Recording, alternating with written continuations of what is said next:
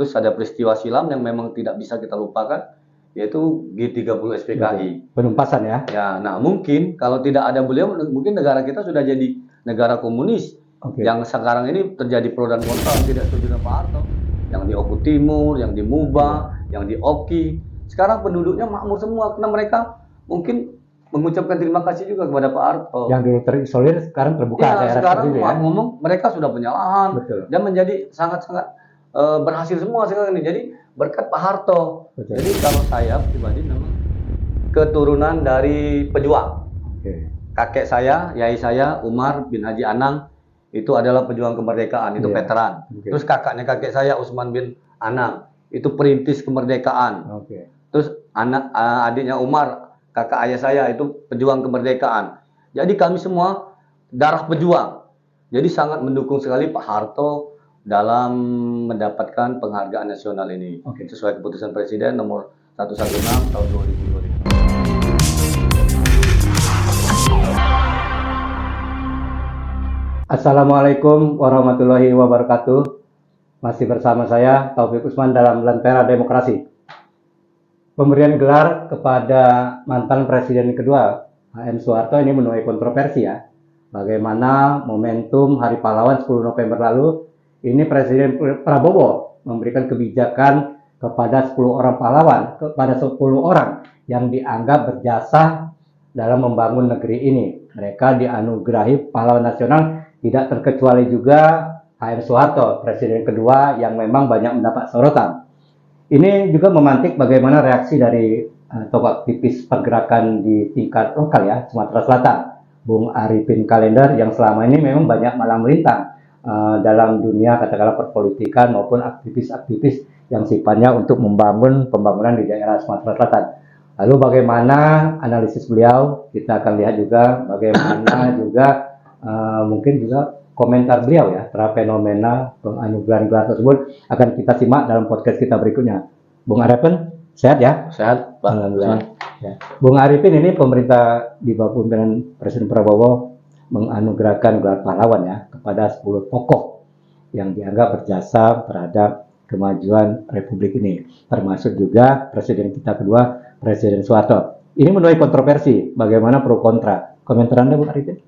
Ya, kalau menuai kontroversi itu biasa, memang Indonesia ini seperti itu. Ada yang suka dan tidak ada yang tidak suka. Nah, jadi di satu sisi memang Pak Harto, kita lihat Pak Presiden kita yang kedua itu waktu beliau memimpin selama 30 tahun lebih, memang ada sisi baik dan sisi buruknya. Awal-awal ya, ini tanggapan pribadi kita memang secara pribadi Pak Harto bagus. Kalau saya selama beliau memimpin, tapi setelah beliau memasuki akhir sudah 30 tahun. Nah, yang di situ mungkin ada anak-anaknya udah mulai besar.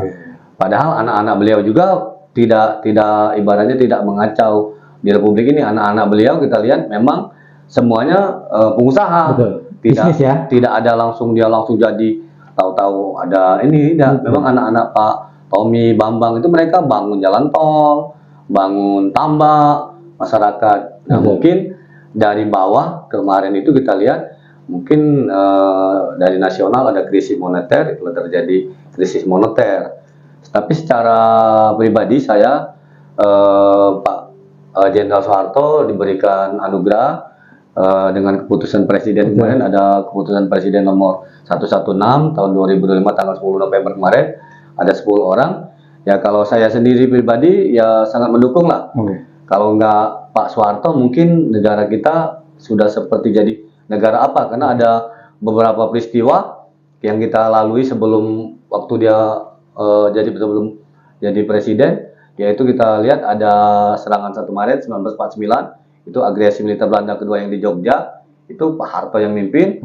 Terus ada peristiwa silam yang memang tidak bisa kita lupakan, yaitu G30 SPKI. Penumpasan ya. Ya, nah mungkin kalau tidak ada beliau, mungkin negara kita sudah jadi negara komunis.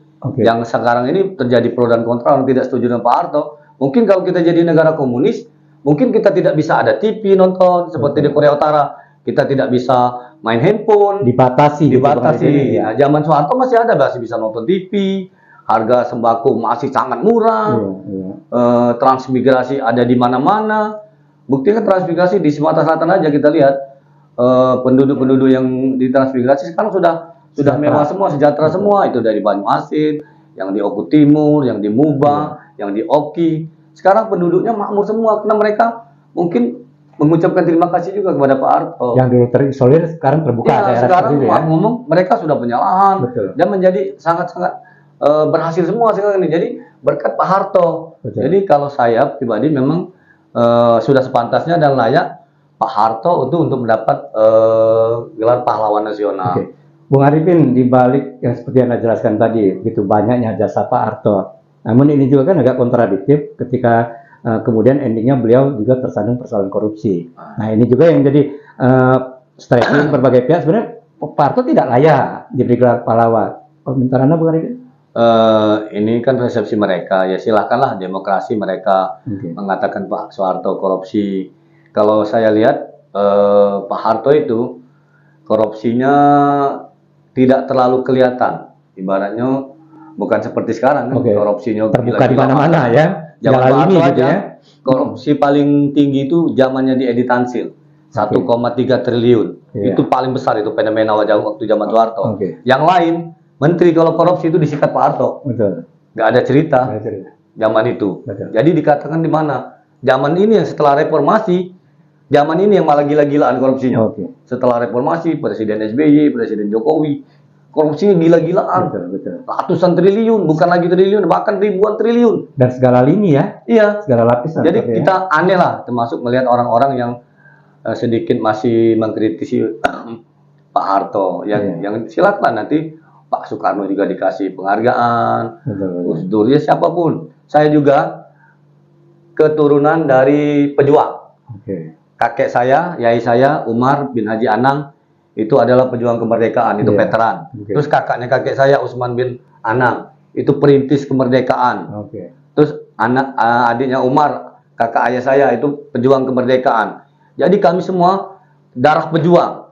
Jadi sangat mendukung sekali Pak Harto dalam mendapatkan penghargaan nasional ini sesuai keputusan Presiden nomor 116 tahun 2025. Bung Arifin sebagai tokoh pergerakan aktivis yang banyak di lapangan, Anda melihat sebenarnya program apa real yang dilakukan oleh Pak Harto gitu?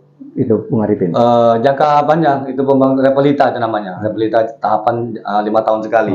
Kita lihat Pak Harto dulu bangun mulai dari sekolahan, terus bangun jalan tol, jalan-jalan bertahap. Itu terus memang sampai sekarang mau kita bisa merasakan pembangunan Pak Soeharto Repelita itu namanya. Ada kolom pencapir juga dulu ya. Ada transmigrasi tadi. P4 dulu ya. P4. Terus pembelajaran anak-anak ini dari SD gitu kita tahu belajarnya memang masuk di pikiran, tidak sekarang ada program kurikulum merdeka, jadi nggak jelas pola pendidikannya seperti apa saat ini. Kalau kita dulu beraturan pendidikannya, jadi anak-anak terkonsep dan tidak ada politiknya. Kalau kita lihat, kalau sekarang pendidikannya ada politisnya dimasukin. Betul. Bung Arifin, kembali ke sosok Pak Harto gitu ya, dengan katakanlah sejumlah kontroversi seperti itu. Nah, namun juga kan banyak juga orang yang melihat bahwa jasa beliau memang sangat banyak. Nah, ini nih sebenarnya fairnya kita harus memperlakukan beliau seperti apa gitu Bung Arifin, selain pemberian gelar pahlawan tadi gitu misalnya. Ya, kita sebagai rakyat Indonesia ya, kita sudah selayaknya sepantasnya lah Pak Harto untuk mendapatkan gelar pahlawan. Walaupun di masa beliau memang ada sedikit diktator. Pribadi saya juga dulu nentang Pak Harto. Pergerakan saya. Mungkin pertama kali di Sumatera Selatan, saya bersama Sri Bintang Pamungkas, bersama Ali, bersama Bang Tare Rasid, bersama Yazid. Awal-awal tahun 97 kami udah gabung di Partai Pudi kami. Sebelum terjadi reformasi, kami bergerak bawah tanah itu melawan Soeharto. Partai garis keras ya seperti itu. Pudi itu partai setelah Golkar. Pudi. Tapi tidak bisa masuk pemilu karena boleh mendirikan partai kata Pak Harto tahun 96, tapi tidak boleh ikut pemilu tahun 97. Kami udah masuk itu. 96-97 itu kami udah masuk sama Pak Tare Rasid, Pak yang rektor IBA kemarin. Kami masuk di barisan keras itu malah. Tapi setelah reformasi, setelah dianalisa, waduh ini kita ditunggangi nih, termasuk diubahnya Undang-Undang Dasar 1945 sehingga pasal 6 itu bisa diubah. Nah, jadi banyak sekali kita ditunggangi setelah reformasi. banyak sekali hal-hal yang tidak kita ketahui. Oke. Banyaknya masuknya undang-undang yang tidak jelas yang sangat merugikan rakyat dan bangsa Indonesia. Bung Arifin, ini ada juga pemahaman. Jangan-jangan kita pemberian gelar ke Pak Harto ini sebagai bentuk kompromis kita terhadap pelaku korupsi. Anda sepakat, Bung Arifin? Tidak sepakat lah. Yang jelas Pak Harto itu memang sudah layak untuk mendapatkan gelar pahlawan nasional. Itu saja. Implikasinya setelah beliau diberi gelar pahlawan nasional seperti apa gitu, Bung Arifin? Ya tidak apa ya. Kita lihat masih inilah agak-agak banyak yang kontra tadi gitu ya. Banyak kalau lihat masih ada yang menolak, masih ada yang ya kita tahu lah di negara ini mau 100% betul orang tidak mau lah, walaupun orangnya sehebat apapun, sekuat apapun, tapi kalau tidak ada pemimpin yang diktator kayak Cina, pasti tetap ada perlawanan di republik ini. Pak Harto dulu juga sempat dijas diktator gitu ya, terkejam gitu ya, TNI yang katakan memberangus seperti itu. Nah ini seperti apa rekam jejak seperti itu, Bung Arifin? Ya diktator dia untuk rakyat Indonesia, bukan untuk dia pribadi. Diktator dia untuk mesejahterakan rakyat Indonesia. Dia tahapan pembangunannya ada, dia swasembada pangan ada, transmigrasi dia ciptakan supaya tercipta lapangan kerja, tercipta pertanian. Dia diktator tapi untuk rakyat Indonesia, bukan untuk dia pribadi. Bung Arifin, ada anekdot juga. Zaman Pak Harto dulu, ini orang lebih baik kondisinya dibandingkan zaman-zaman setelah beliau tidak lagi menjabat dan juga beliau meninggal dunia. Nah, Anda sepakat dengan pemilih seperti ini? Iya, sepakat. Karena saya mengalami, walaupun saya orang susah, zaman itu orang tua saya tidak kerja, ibarat serabutan. Tapi di zaman itu enak benar, walaupun kerjaan sulit, uang sulit, tetapi segala makanan-makanannya udah ada semua. Murah meriah, murah-murah semua. Saya ngerasa ngalamin itu. Walaupun orang tua kita megang uang 1.000 perak, itu bermanfaat sekali untuk bisa beli beras, bisa beli apa, walaupun sulit memang cari kerjaan, tapi kita lihat kebutuhan pokok prinsip bisa terpenuhi seperti makmur ya. Beda dengan sekarang. Betul. Bung Arifin, ini sebenarnya kan penganugerahan gelar pahlawan nasional ke Pak Harto ini sebenarnya sudah didorong sejak jauh ya. Tidak ujuk-ujuk seperti sekarang ini. Nah, hanya di era Presiden Prabowo ini diberikan gelar seperti itu, walaupun dengan sejumlah kontroversi. Nah, Anda melihat apa sebenarnya ini hanya sebenarnya bonus lah katakanlah dari Pak Prabowo kepada katakanlah mau tidak mau suka tidak suka beliau mantan besan gitu, mantan mertuanya seperti itu gitu, Bung Arifin. Ya sudah wajar lah. Ibaratnya Pak Prabowo memberikan bahwa dia tetap ke Pak Soeharto, karena sebelumnya kan banyak isu miring terhadap beliau ketika setelah reformasi. Adalah kisah-kisah yang tidak enak bagi Pak Prabowo. Mungkin dia menunjukkan bahwa saya tetap ibaratnya tetap setia kepada Pak Harto, bahwa dia tetap komit. Atau jangan-jangan Anda melihat sebenarnya ini kekhawatiran dinasti Pak Harto atau dinasti Cendana akan kembali masuk ya ke kita gitu, Bung Arifin ya? Bisa jadi. Ancaman seperti itu ya misalnya? Bisa jadi ya, silahkan welcome lah, yang namanya politik. Anak-anak Soeharto juga mau ikut berpolitik kembali ya silakan. Yang jelas kan kita demokrasi, anak Pak Jokowi aja yang masih kecil-kecil aja dia langsung berani. Apalagi keluarga Cendana, kita mendukung lah, welcome. Karena demokrasi negara kita. Bebas gitu ya. Bung Arifin, ini juga kan ada catatan juga presiden, bagaimana mantan presiden kita kadang-kala juga menuai kontroversi ya, termasuk juga Jokowi juga. Nah ini sebenarnya perlakuan apa yang harus dilakukan oleh masyarakat atau negara terhadap mantan pemimpin seperti ini gitu, Bung Arifin? Termasuk juga ke Pak Harto ya. Kalau konsepnya seperti ini, pemerintahnya kan beda-beda. Kalau Pak Harto memang diktator tapi untuk masyarakat Indonesia. Kalau Pak Jokowi kita lihat konsepnya dia lebih banyak ke kelompoknya geng-geng Solo, kelompok-kelompoknya dia kita lihat. Makanya yang kontra lebih banyak lagi malahan dibanding Pak Harto. Kelompok yang kontra dengan Pak Jokowi itu lebih banyak malahan, malahan yang sudah dukung dia kabur malah jadi musuh.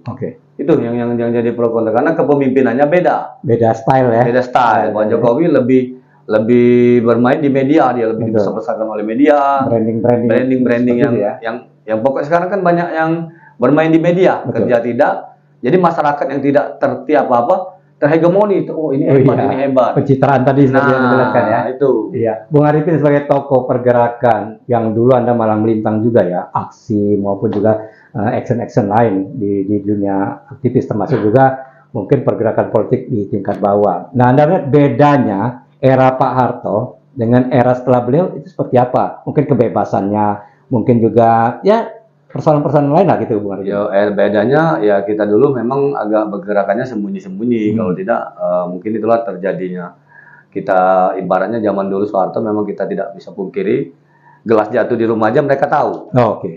Zaman itu. Tapi untuk kebaikan kita, Betul. tidak seperti ini, kebablasan. Kalau sekarang memang reformasi bebas, media pun bebas, Iya. bisa malahan orang satu handphone bisa punya 4 media. Betul. Kita lihat saat ini. Iya. Satu handphone mereka, satu orang pribadi bisa punya media. Iya. Saat ini bisa mendirikan ormas LSM juga begitu. Saya sendiri bisa mendirikan Begitu 3 LSM. mudahnya gitu. Begitu Bung mudah dan Arifin. enaknya sekarang. Betul. Tapi sisi ini kan banyak yang juga yang ibaratnya nggak bisa ngomong. Betul. Bung Arifin, Anda sepakat Pak Harto momok atau sebenarnya beliau humble lah sebenarnya seperti Prof. Kalau saya lihat Pak Harto ya bagus lah, ibaratnya bukan momok bagi saya. Walaupun dulu saya berseberangan sama beliau, tapi setelah kita menjalani pasca reformasi, waduh jauh hebat Soeharto. Gitu ya.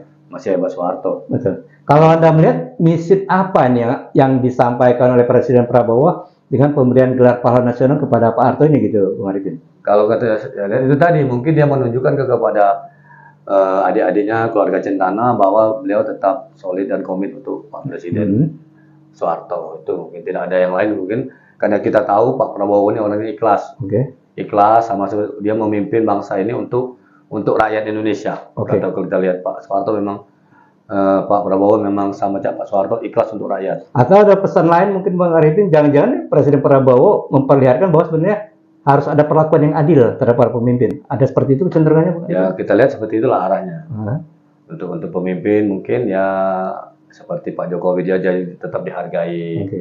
oleh Pak Soeharto walaupun terjadi banyak hujatan di bawah lebih banyak lagi itu. Betul. Tanpa memperbandingkan antara person to person gitu. Apa yang bisa kita ambil dari sosok Pak Harto ini gitu, Bang Arifin? Ya kita lihat gaya kepemimpinan beliau membangun Indonesia selama 30 tahun dengan jangka panjang, jangka pendek, ada pelita dan namanya ada ya kita rasakanlah dampaknya sekarang. Kalau tidak itu mungkin ya pasca terjadi PKI main berhasil, mungkin kita tidak ada kehidupan di Ideologi Indonesia kita, ideologi. anak-anak cucu kita mungkin tidak ada. Oke. Tuh, Artinya sudah selayaknya ya kita memperlakukan Pak Harto sesuai dengan proporsional beliau beliau jasa memang seperti itu ya. dapat jasa pahlawan sudah layak dan pantas. Oke. Bung Arifin, mungkin closing statement Anda. Silakan Bung Arifin. Silakan yang disampaikan mungkin statement Anda terakhir mungkin. Ya untuk Pak Presiden Prabowo ya kami sebagai rakyat Indonesia mendukung pemberian gelar dengan Kepres nomor 116 tahun 2025 tanggal 10 November kemarin, pemberian penghargaan untuk Pak Presiden kedua kita itu sudah layak dan pantas. Kami tetap sebagai rakyat Indonesia tetap memberikan apresiasi dan mendukung penghargaan sebagai pahlawan nasional. Dan Anda menjamin ya tidak ada konflik politik perpanjangan pasca penghargaan itu. Oke. Baik, penonton Lentera Viral, demikian tadi analisis ya dari tokoh pergerakan yang sudah sangat banyak malang melintang dalam dunia pergerakan. Ini Bung Arifin Kalender, bagaimana beliau melihat sebenarnya sosok Presiden Soeharto sudah sangat layak diberikan gelar pahlawan mengingat jasa-jasanya, termasuk juga bagaimana program maupun jasa Pak Harto di Sumatera Selatan. Salah satunya adalah program transmigrasi yang menyentuh bagaimana dulunya daerah yang terisolir sekarang menjadi sangat maju. Baik, saya Taufik Usman akan kembali dalam Lentera Viral berikutnya. Selamat siang.